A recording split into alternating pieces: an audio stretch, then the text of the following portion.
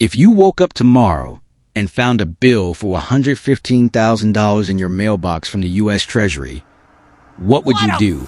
Because technically, that is your share of the national debt.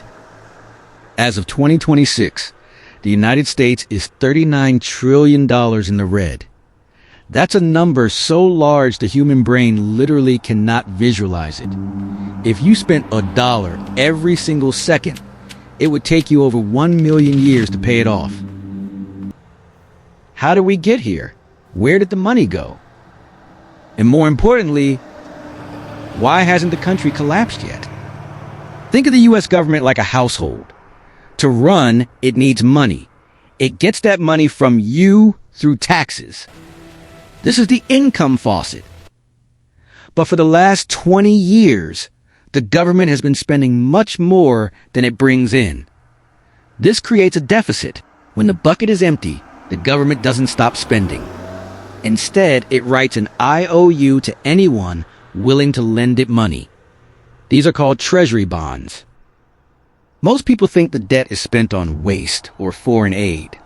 But the truth is, the vast majority goes to three things: keeping the elderly out of poverty, funding the most powerful military in history, and increasingly, just paying the interest on the money we already borrowed.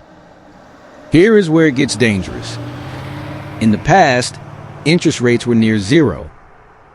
Borrowing was cheap, but now rates have climbed.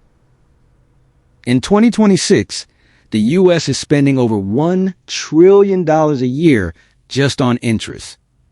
That is money that isn't building roads, fixing schools, or cutting your taxes. It's just gone.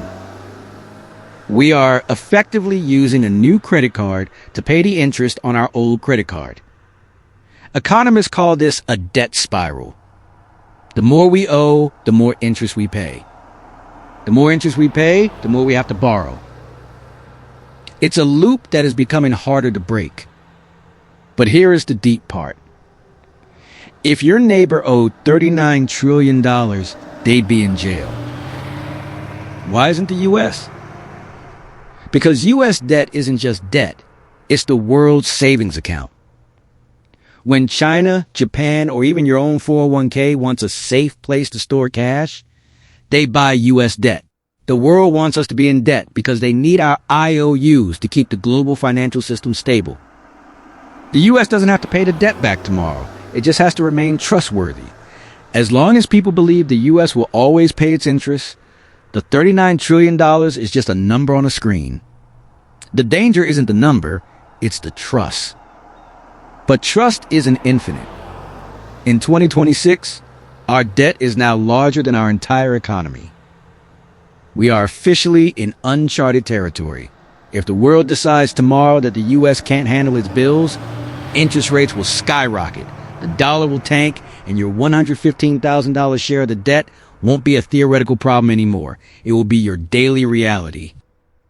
America isn't broke yet, but we are leaning very heavily on a global system that assumes we never will be. The question is, how long can we keep the lights on with borrowed time?